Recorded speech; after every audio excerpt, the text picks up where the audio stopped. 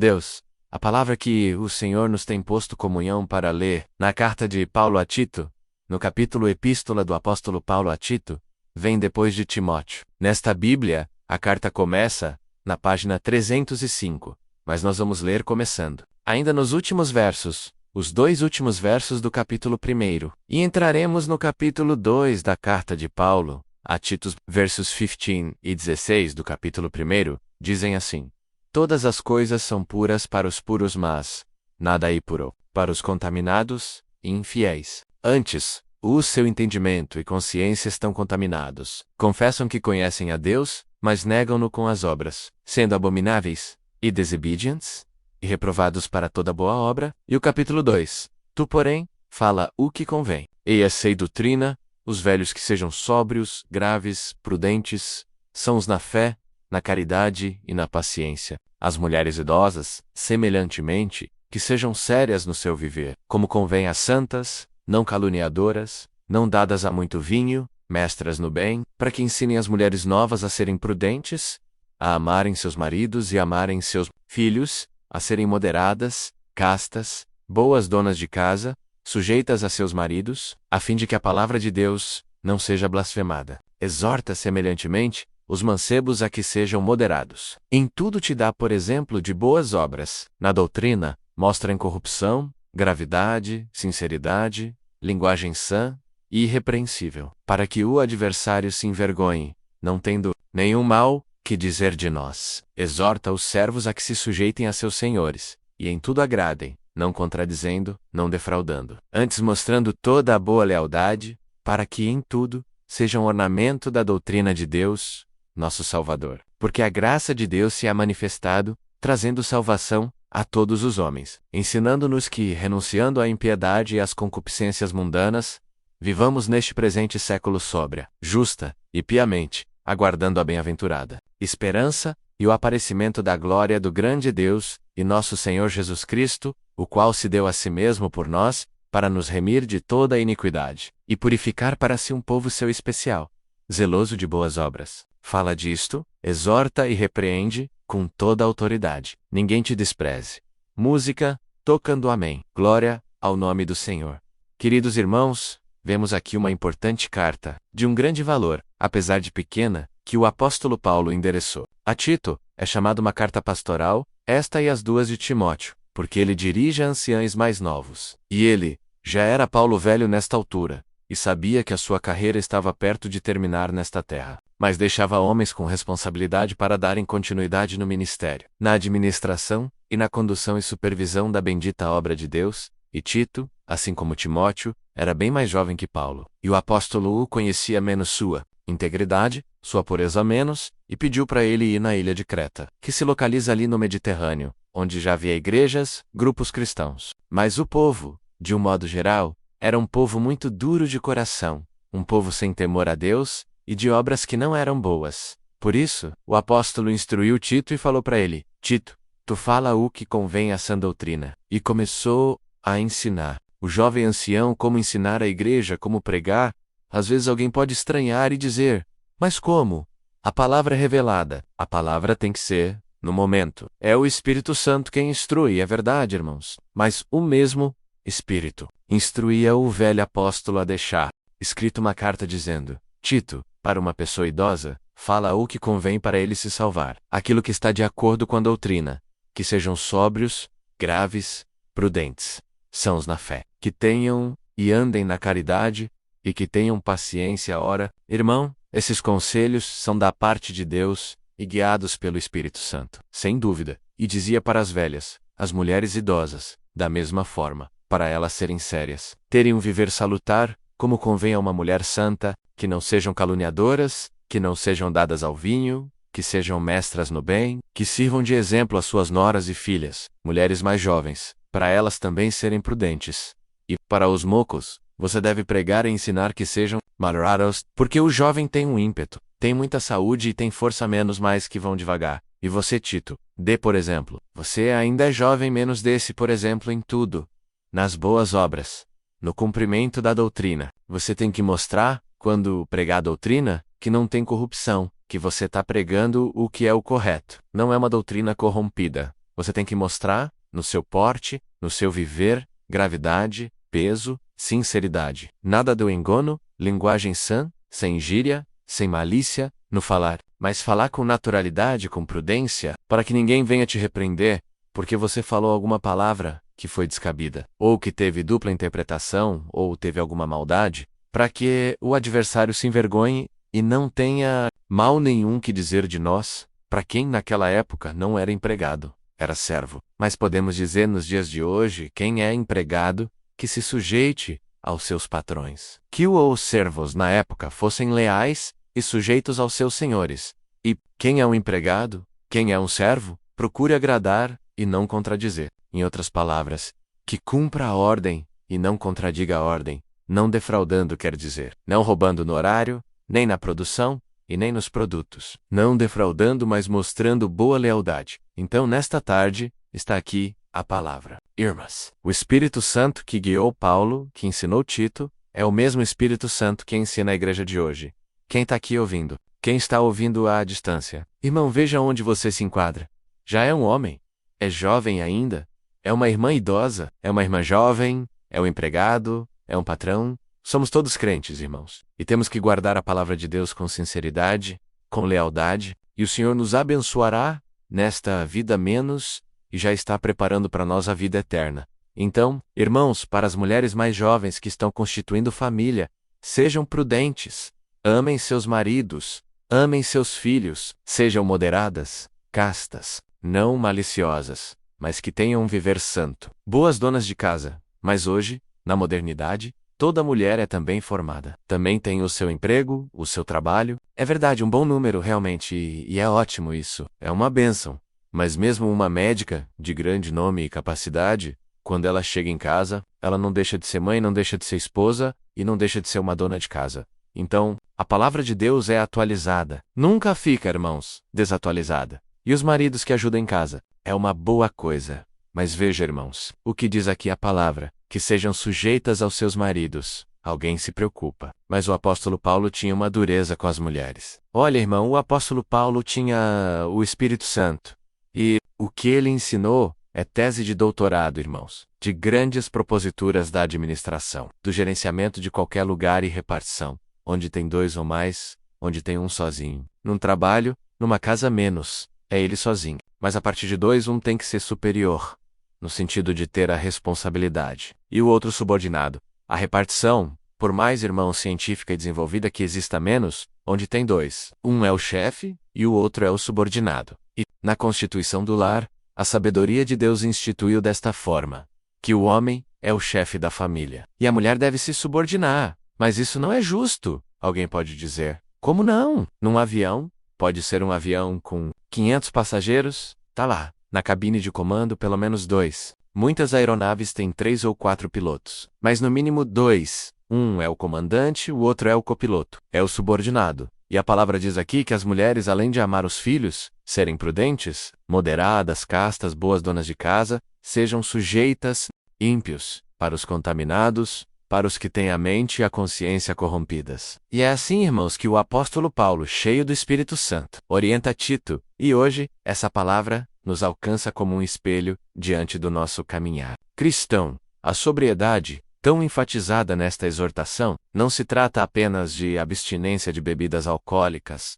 mas de um estado de equilíbrio, de vigilância espiritual, de clareza mental e emocional. Um servo de Deus sóbrio é aquele que, mesmo diante das tempestades da vida, não se deixa levar pela emoção desenfreada. Não toma decisões precipitadas, não se move por impulsos carnais, mas caminha guiado pela palavra de Deus. Essa carta a Tito também nos lembra, com amor e firmeza, que a doutrina de Cristo é completa e atual. Ensina aos jovens a prudência, aos idosos a gravidade, às mulheres a santidade, aos homens a responsabilidade, aos empregados a lealdade, e aos líderes o exemplo. Ninguém fica de fora da instrução divina. Todos somos convidados a viver, segundo a sã doutrina.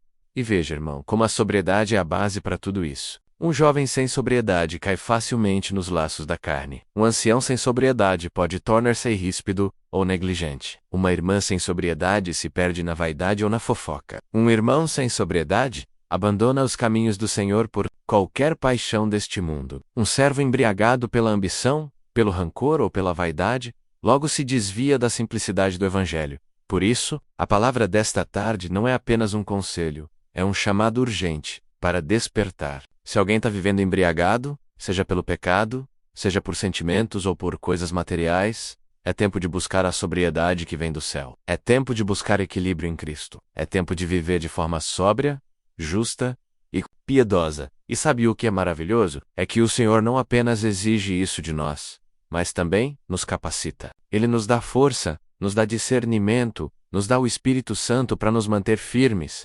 alertas, acesos como lâmpadas cheias de óleo, porque como foi dito no início desta palavra, não basta ser lâmpada, é preciso estar acesa. E acende é o Espírito Santo. Portanto, irmãos, que cada um examine a si mesmo, que cada um pergunte em oração: Senhor, em que área da minha vida eu perdi a sobriedade? Em que parte eu estou cambaleando, ouvindo, ou vendo o que não existe, imaginando enganos, sendo guiado pelas emoções e não pela tua palavra? E se o Espírito Santo mostrar algo, se arrependa, mude, busque a restauração, porque ainda há tempo. A palavra de Deus é viva, é luz para os nossos pés, é âncora segura no mar revolto. E nesta tarde, ela está nos chamando à sobriedade, à responsabilidade, à santidade, à obediência e à fidelidade. Que possamos receber esta palavra com gratidão, com temor e com desejo de praticá-la. E por fim, irmãos, lembremos, uma vida sóbria não é uma vida triste ou apática. Ao contrário, é uma vida em paz, em comunhão com Deus, em equilíbrio com o próximo e cheia de alegria verdadeira. Aquela que não depende das circunstâncias, mas brota da certeza da salvação. Que o Senhor nos ajude, nos fortaleça e nos mantenha sóbrios até o fim. E que naquele dia glorioso, quando soar a última trombeta, possamos ser achados com vestes limpas, lâmpadas acesas e corações vigilantes, prontos para entrar nas bodas do Cordeiro. Deus seja louvado. A seus maridos, e isto não é privilégio para o marido, mas responsabilidade, e vai ser cobrado. Então é mais cômodo ser um copiloto do que o comandante da aeronave, porque o que acontecer é do comandante que vem a cobrança. E se tem algum marido que é autoritário, mandão, e trata com deslealdade a esposa e os filhos, aprenda da palavra de Deus desta tarde. Glória ao nome do Senhor. Seja um comandante para o bem, para um bom voo, para irmos para a vida eterna, que na tua casa, a tua família, os teus filhos se salvem, e nenhuma irmã se junte a críticas e pessoas críticas. A mulher tem que ser subordinada, dá glória a Deus, é um privilégio. Menos responsabilidade, menos apesar de tanta que a mulher já tem na criação dos filhos e na conduta do seu lar. Mas o Senhor vai cobrar do marido. Um lar que pode se extraviar, irmão, um casamento que venha a se desfazer. A responsabilidade maior, Deus cobrará do marido. Que o marido deve ter a prudência da condução de um comandante na sua aeronave familiar. Glória ao nome do Senhor. Irmãos, nesta leitura nós vimos aqui em 2 lugares a palavra sóbria. Quando fala dos velhos, para serem sóbrios. Fala aqui mais na frente de uma outra parte. Irmãos, novamente é pedido que haja uma maneira sóbria, menos boas donas de casa, moderadas, gravidade, sinceridade, linguagem sã. E novamente, irmãos, vai falar da sobriedade no verso 12, ensinando o eight-do's, porque depois ele continua, ensinando a todos que vivam neste presente século, de maneira sóbria, justa e pia. Pia menos, piedosamente. Ter amor ao próximo. Ter piedade do necessitado. Viver em piedade. E a piedade é Cristo. O ímpio não tem Cristo e vive uma vida ímpia. Mas quem tem Cristo, ele tem amor e tem piedade. Justo menos nada que é injusto é bom para nós, irmão. Nós devemos viver de forma justa e sobriamente. E, portanto, numa leitura curta, 2 vezes a recomendação de vivermos de maneira sóbria. Entendermos bem o que é isto. Irmãos, a sobriedade é o contrário da embriaguez. Então, em outras palavras, uma pessoa que fica bêbada perde a sobriedade. E quem não está sóbrio anda cambaleando, vê imagens duplas, vê mal, ouve o que não existe, o que não foi falado, ouve vozes, porque a pessoa está bêbada. Vai fazer o trabalho que normalmente ele faz, mas estando embriagado, ele perde a habilidade. Se dirige, é um perigo. Se está fazendo algum trabalho com uma ferramenta, pode ocorrer um acidente, porque a pessoa está embriagada. Mas o Senhor traz, aqui pela palavra, irmãos, não é só o álcool ou uma outra droga que tira a sobriedade de uma pessoa. Tem homens que se embriagam pelo dinheiro e fazem loucura, e erram, e pecam. É o caso de Geazi, que viu a capa babilônica, viu as barras de prata, mentiu, falou o que não devia, fez o que não devia. Judas, pelo brilho das moedas de prata, traiu Cristo. Mas tem homem que se embriaga por uma mulher que não é a sua esposa, e deixa a esposa com filhos pequenos e vai embora. Mas como ele fez isto? Perdeu a sobriedade, deixou de ter uma vida sóbria e se embriagou. Mas tem mulher que se embriaga por outro homem e larga o seu marido com os filhos e vai embora. Por que isso? Se embriagou. Tem embriaguez por outras pessoas. Tem embriaguez, irmãos, por uma paixão, seja qual for. Ela nos esportes. Tem quem se embriaga por tanta coisa desta vida, irmão. Que Deus nos guarde. Que ninguém venha perder a sobriedade, mas que vivamos uma vida sóbria, irmãos, sem cambalear para a direita nem para a esquerda. Sem, irmãos, estar vendo o que não é a realidade. Quanta confusão ocorre porque a pessoa pensa que viu uma coisa a menos e não viu. A realidade pensa que ouviu alguma coisa a menos, e na cabeça da pessoa, tá certo que ouviu aquilo que pensa que ouviu. Mas pela falta de sobriedade houve engano e cria confusão. Faz o que não deve fazer, perde a linha, perde o equilíbrio, perde a compostura menos e pode perder a vida eterna também. Que Deus nos guarde. E que por esta palavra nesta tarde, irmão, alguém que estava embriagado com alguma coisa desta vida, menos seja material, seja outra criatura, seja alguma substância, que o Senhor te livre do espírito da embriaguez, e que a virtude do céu a sobredei, venha sobre cada um de nós. E no início aqui que lemos, irmãos, o apóstolo, justamente pelo que ele ia escrever, ele preparou dizendo: Tito, aí é um povo duro, um povo que os próprios filósofos deles chamam esse povo de Creta, menos de um nome difícil. Está escrito aqui no capítulo 1, irmão.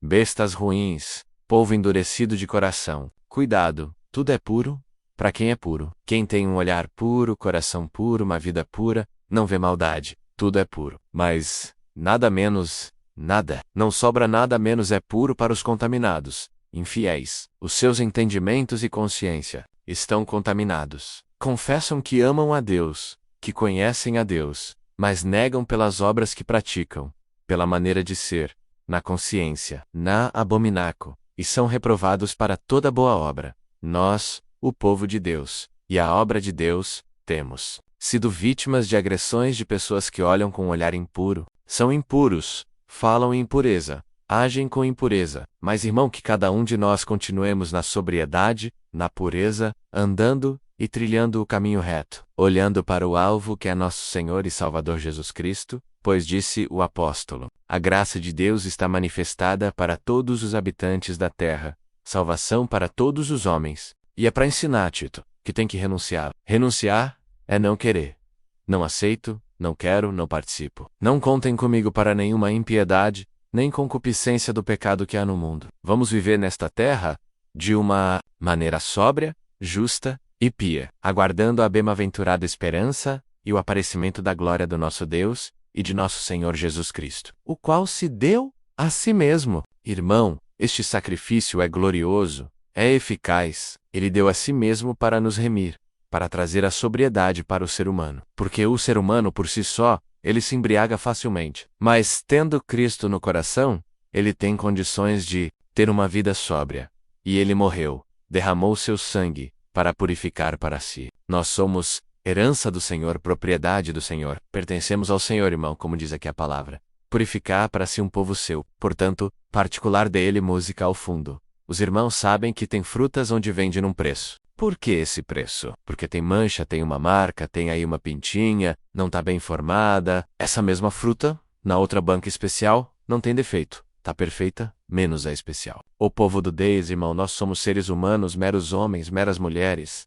Mas nós temos que ser especial, irmãos. Se nós vivermos como o pessoal do mundo vive, perdemos a especialidade. Que Deus nos ajude a sermos especiais. E sempre zelo pelas boas obras de cristão. É esforço, irmão. Um bom profissional, seja um engenheiro, um médico, um professor, qualquer outra profissão, se ele é zeloso, todos o têm como referência. Irmã, seja uma serva de Deus zelosa. Irmão, seja um crente zeloso nas obras de um cristão. Porque, irmãos, o preço que se pagou para resgatar menos, como diz aqui a palavra. Irmão, para purificar este povo, é um preço muito alto. É o preço do sangue de Jesus Cristo. Dê valor à obra de Deus, irmã. Dê valor ao plano de salvação que Deus tem contigo, irmão. Glória ao nome do Senhor. Procure ser puro. tem um olhar puro. O corpo da pessoa que tem aquele olhar puro.